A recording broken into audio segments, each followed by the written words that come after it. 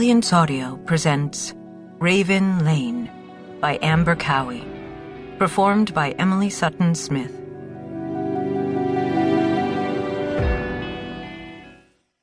She knew she should be happier. It was the second week of September, the perfect moment when summer leans lazily into fall, and the evening air was sweet with the scent of her neighbor's roses.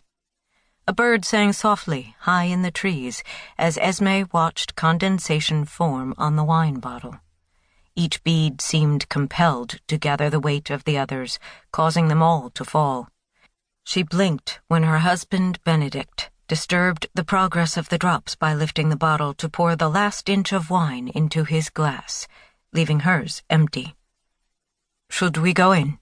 he asked, gesturing to the sliding glass door of the kitchen behind them. "Are you hungry?" "Not yet," Esme said. "It's still early."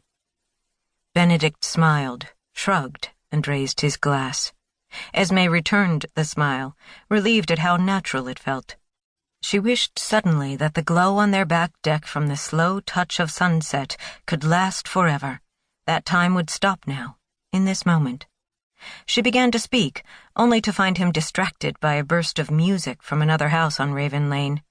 He craned his neck toward the source of the sound, the home of Kitty D'Agostino. Esme's words died on her lips. Benedict shifted in his seat as if the beat was making him anxious for more excitement. She knew it was difficult for him to have an audience of only her, especially on a night like this, when he was celebrating his own success.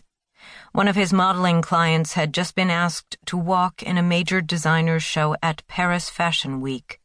Benedict would want to share the news with as many people as possible.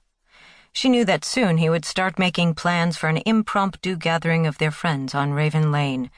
The best and worst part about their close-knit neighborhood was that there was always someone around to confide in. It often seemed as if nothing could stay private. She needed a little more time before she was ready to let this moment end. "When does Ranvier leave for Paris?" she asked. Benedict turned to her with wide eyes, as if startled that she was still there. As she had guessed, his mind had drifted far away. "I'm not sure. We didn't get into details. I've got a call on Monday to finalize things." "Oh." His glassy eyes made her wonder if the news about his client's achievements had been entirely welcome. Perhaps he was lost in thoughts of his past failings, not his current success. 18 years ago, Benedict's own modeling career had stalled and then sputtered out completely. Tonight, when he'd arrived home from work bursting with pride, Esme had been happy that her husband was not holding on to the decades-old disappointment. It was the perfect occasion to open a bottle of wine she had been saving.